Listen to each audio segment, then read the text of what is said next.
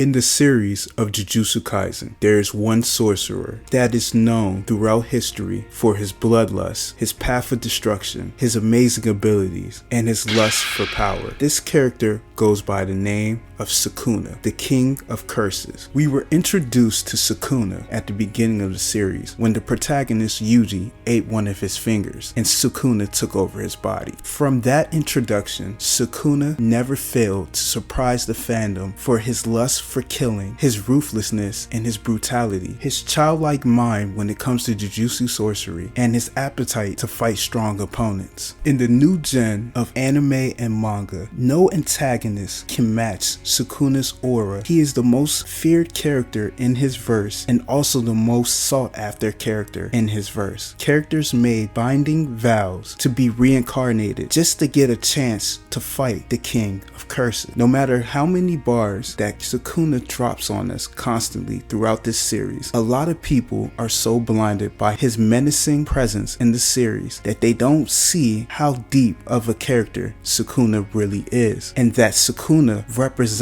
a modern day ideology and philosophy. Sukuna represents the Ubermensch that can be translated to the Superman or the Overman. The Ubermensch is a core concept to a modern way of thinking created by Friedrich Nietzsche. Nietzsche foresaw the crumble of Western religion and Christianity and understood all the consequences that will come from it. The birth of pessimism and nihilism. Pessimism is a mental attitude in which an undesirable outcome is anticipated from a given situation, and nihilism rejects genuine accepted or fundamental aspects of the human existence, such as knowledge, morality, and meaning. There are different nihilist positions, including that human values are baseless, that life is meaningless, and knowledge is impossible, creating a cycle of misery that will continue to curse human beings, leaving them with an unfulfilled life. Nietzsche stood at the forefront and created a new way of thinking to bridge the gap between modern man and self-discovery, self-fulfillment. Unfortunately, Nietzsche's work only gained traction after his death, and we are still seeing the influence of his core concept, the Ubermensch, in the Jujutsu Kaisen series. But in order to understand how Sukuna embodies the Ubermensch, you have to understand the definition. The Ubermensch is a person who has transcended their humanity and has become a higher form of being. According to Nietzsche, the Ubermensch is someone who has overcome their limitations, has embraced their own power and freedom. The individual who embodies the Ubermensch is someone who is self-created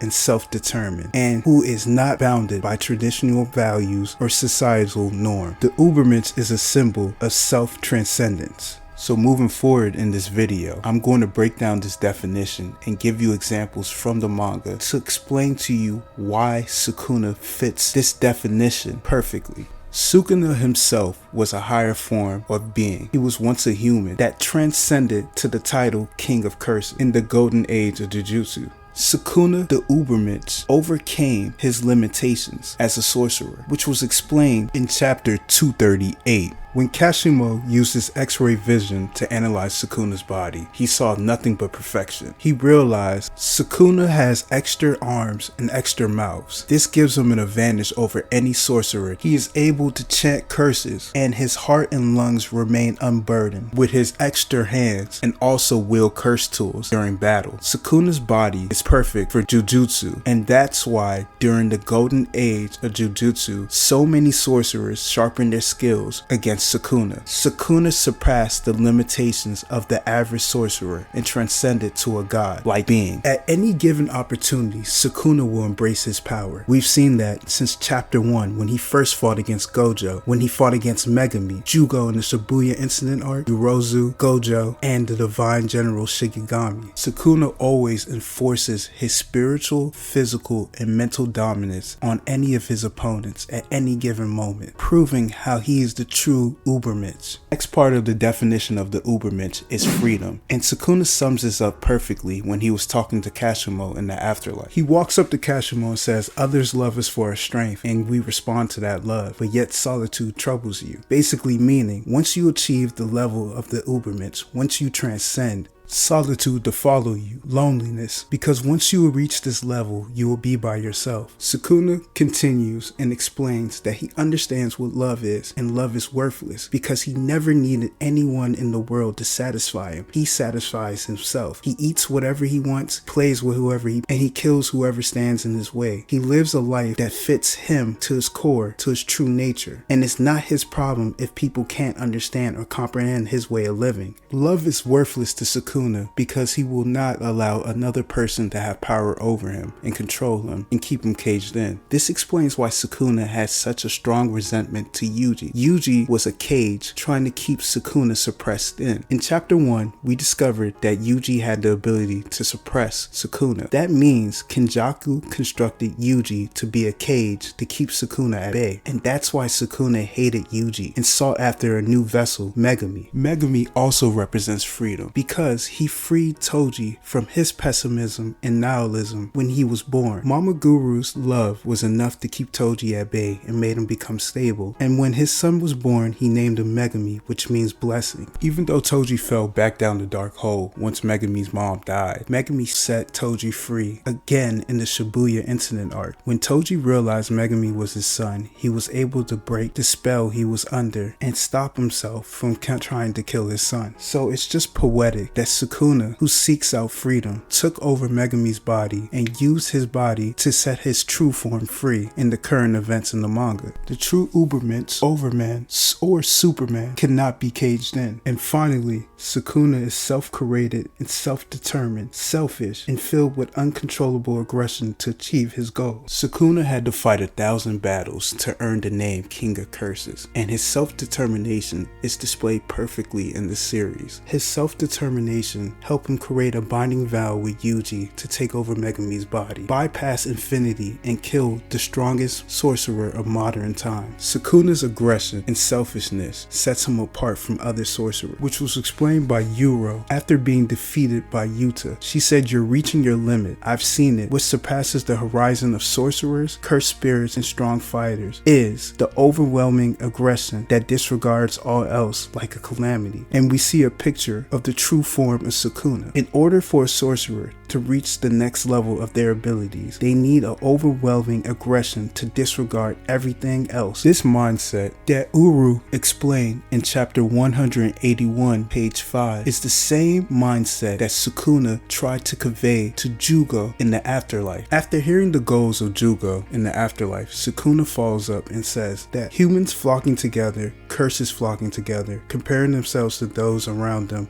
leads to weakness and stunts their growth. You should have burnt everything you desire to a cinder without thinking, to reach the heights of Satoru Gojo and not worry about the future or identity, but you lack the hunger to take hold of your desire. If Jugo had more self-determination, selfishness, he would have accomplished his goals and surpassed or even reached the heights of Gojo. You can even apply this logic to the situation that took place in Shibuya before Gojo got sealed. The Ubermensch doesn't care for right and wrong, good or evil. They leave everything up to interpretation and live in the present moment. So it's very understandable that we saw Gojo struggle with this idea in the Shibuya incident. Jogo explains that Gojo can only accept sacrifices killed by cursed spirits, not people killed by Satoru Gojo. This dilemma held Gojo back from using his domain and ultimately led him to get sealed by Kenjaku. If Gojo used his full power domain expansion, he would have killed everybody in that area and the catastrophic events of the Shibuya incident would have never happened. Sukuna would have opened his domain, killed everybody,